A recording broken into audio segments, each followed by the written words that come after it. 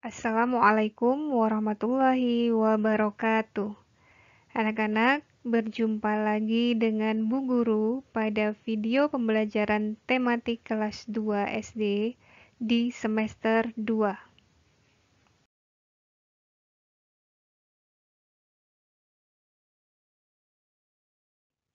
Tema 5, subtema 1. Tentang pengalamanku di rumah.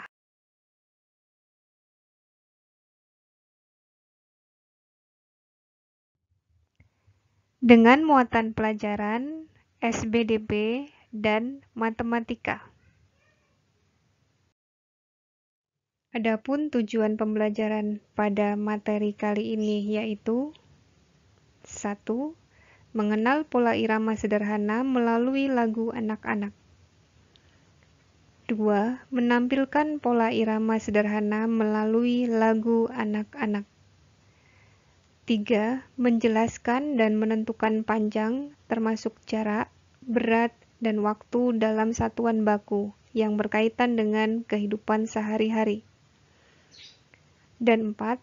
Melakukan pengukuran panjang, termasuk jarak, berat, dan waktu dalam satuan baku yang berkaitan dengan kehidupan sehari-hari.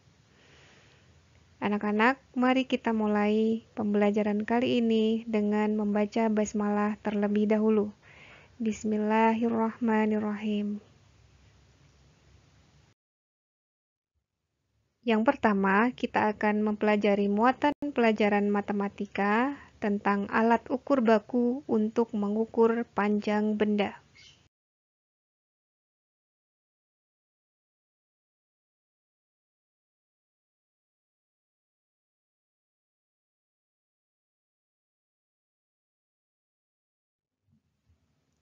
Alat ukur panjang baku.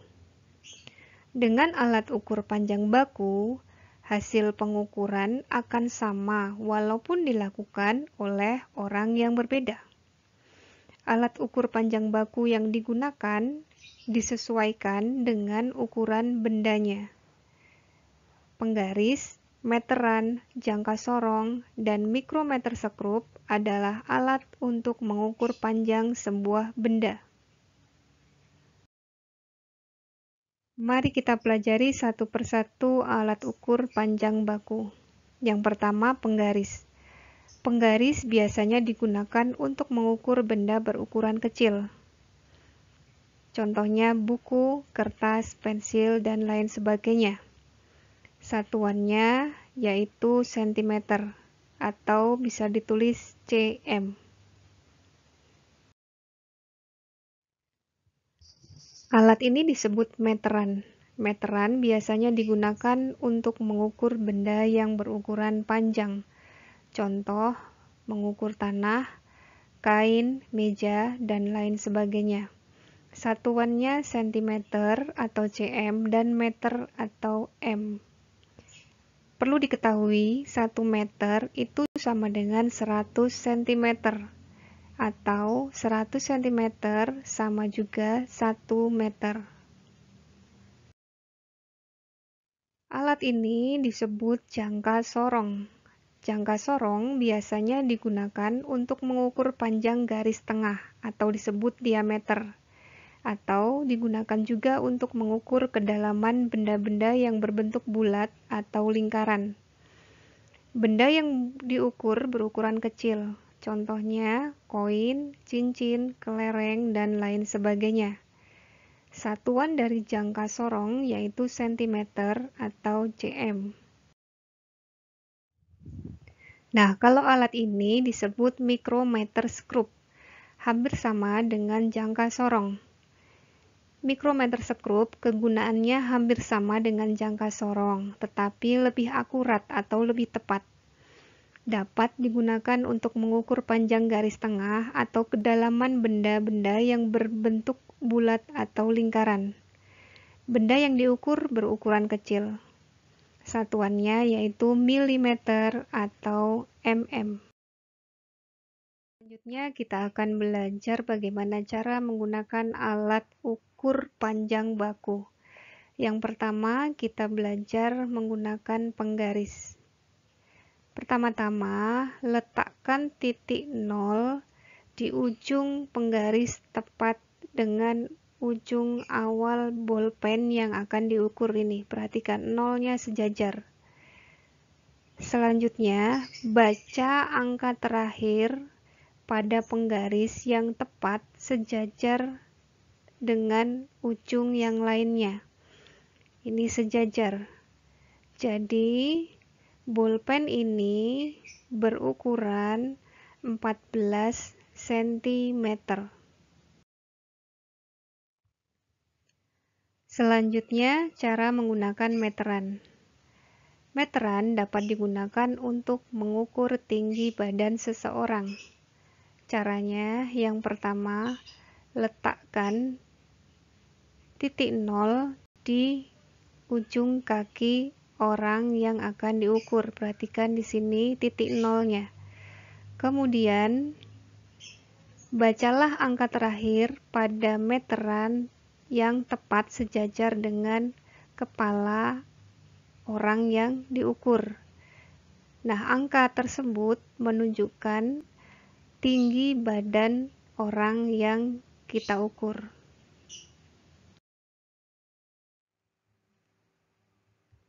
Cara menggunakan jangka sorong adalah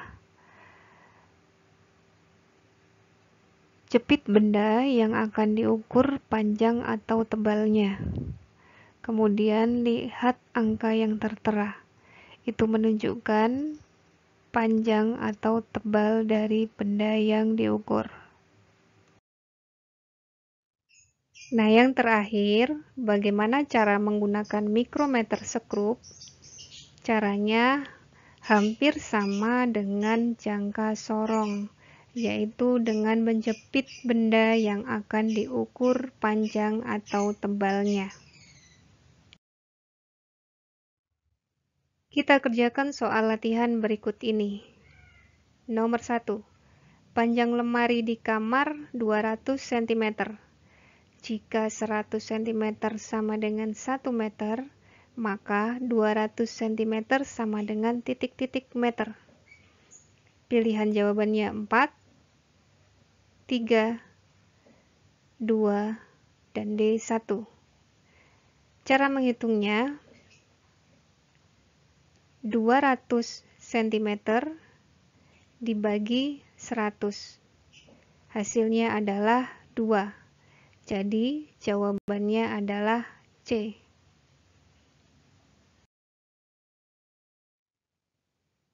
Soal yang kedua, panjang kamar mandi 4 meter. Jika 1 meter sama dengan 100 cm, maka 4 meter sama dengan berapa sentimeter? Pilihannya A. 400, B. 300, C. 200, dan D. 100. Cara mencarinya yaitu 4 dikali 100. Karena 1 meter itu sama dengan 100 cm, maka 4 dikali 100. Maka hasilnya adalah 400. Jadi jawabannya adalah A. Sekarang muatan pelajaran SBDP tentang membedakan panjang pendek bunyi pada lagu anak dengan menggunakan simbol.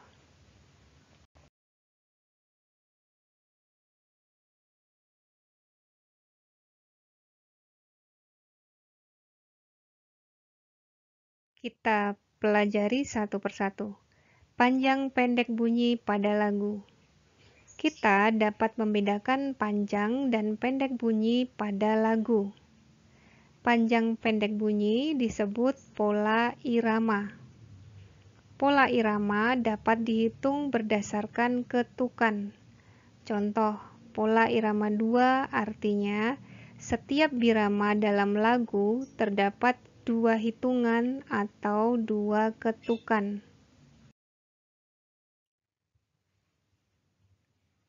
Anak-anak, nada panjang dinyanyikan lebih lama dibandingkan nada pendek. perhatikan lagu berikut. Pada lagu ini ada tanda titik. Tanda titik ini dinyanyikan dengan bunyi pendek. Kemudian tanda seperti ini atau tanda garis, dua garis pendek ini dinyanyikan dengan bunyi panjang.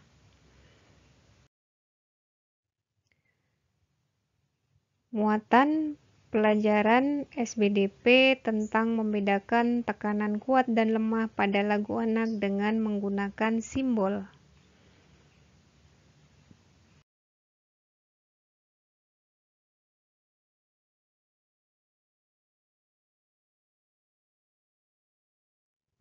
Nah, kalau tadi kita belajar panjang, pendek bunyi, sekarang kita belajar kuat, lemah bunyi pada lagu.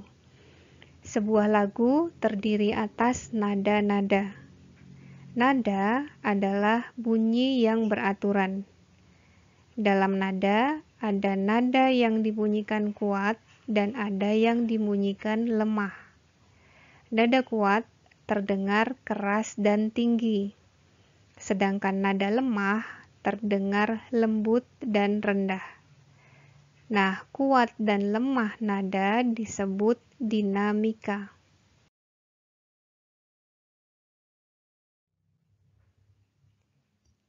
Biasanya, tekanan kuat terdapat pada ketukan awal tiap bait pada lagu.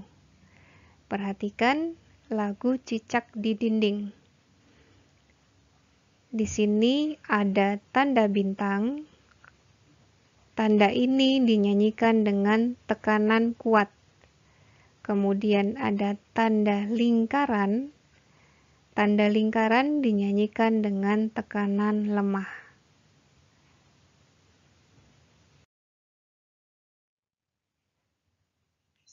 Perhatikan tangga nada ini.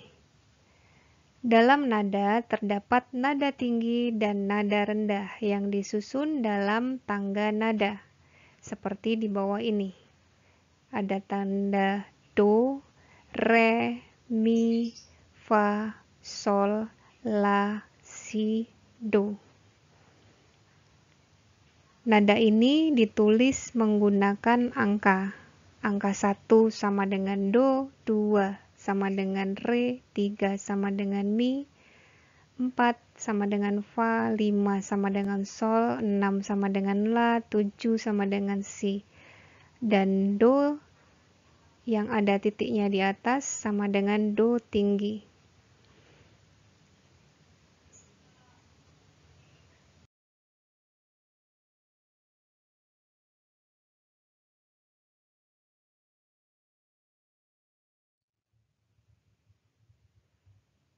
Alhamdulillah, sudah selesai pembelajaran kali ini ya.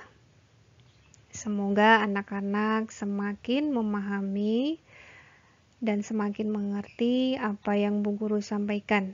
Jika kalian belum mengerti, kalian bisa bertanya kepada orang tua kalian atau kepada Bu Guru. Selamat belajar ya.